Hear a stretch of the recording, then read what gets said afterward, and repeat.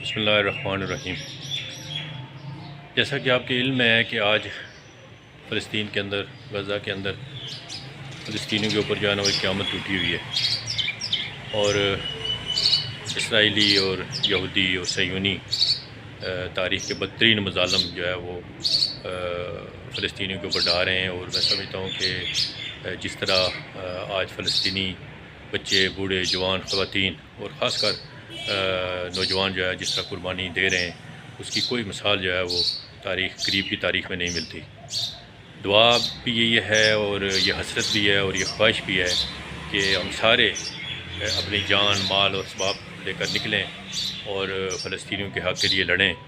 اور اللہ کرے کہ ہم فتح یاب ہو کر لوٹیں،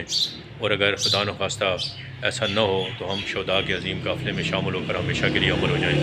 یہ دعا بھی ہے، یہ خواہش بھی ہے، یہ حسرت بھی ہے۔ لیکن سر دست میں سمجھتا ہوں کہ اس وقت جو حالات چل رہے ہیں اور جو جس صورتحال کا ہمیں سامنا ہے، اس میں ہماری جو ذمہ داری، منیمم لیول پہ جو ہماری ذمہ داری ہے وہ یہ ہے کہ ہم اگر اور زیادہ کچھ بھی نہ کر سکیں تو ایک تو یہ ہے کہ اپنی دعاؤں میں، اپنی التجاؤں میں جو ہے وہ اللہ پاک سے یہ دعا کریں کہ اللہ پاک فلسطینیوں کی مدد فرمائے، اللہ پاک فلسطین کے اندر جو ظلم و جربر ہو رہا ہے، جو بربریت ہو رہی ہے، اللہ پاک اس کو روکنے کا کوئی سبب اللہ پاک پیدا فرمائے، اور جو اسرائیلی اور یہودی اور صہیونی جو ہیں ان کو پروردگار عالم جو ہے وہ اس بدترین ظلم سے جو ہے وہ روکے اللہ کی ذات۔ اور دوسرا جو ہے وہ میں سمجھتا ہوں کہ ہمیں ہر لیول پر اور ہر شعبے میں جو ہے ہمیں خرید و فروخت کرتے ہوئے ہمیں اس بات کا اہتمام کرنا چاہیے کہ اسرائیل کی بنی ہوئی پروڈکٹ اور اسرائیل کے حمایت یافتہ جتنے بھی ممالک ہیں ان کی بنی ہوئی پروڈکٹس جو ہے ان کا ہمیں بائیکاٹ کرنا چاہیے، اور یہ بہت سیریس بات ہے۔ اور یہ میں سمجھتا ہوں کہ ایک منیمم لیول ہے اس وقت ایمان کا،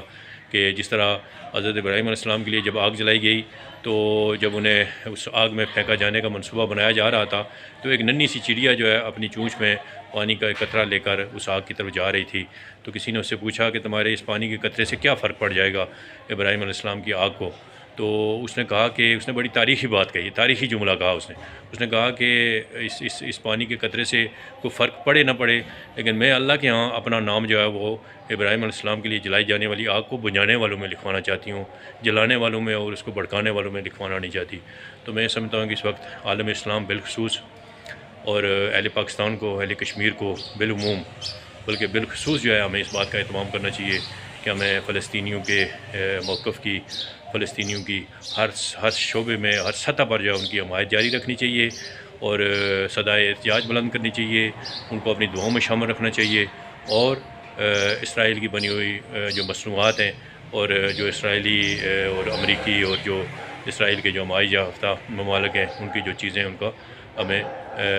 بائیکاٹ کرنے کے لیے جو ہے نا ایک منظم اور ایک مربوط پروگرام کے تحت اس کا بائیکاٹ کرنا چاہیے، تاکہ اس کا ایک ایفیکٹ نظر آئے۔ وما علینا الا البلاغ المبین۔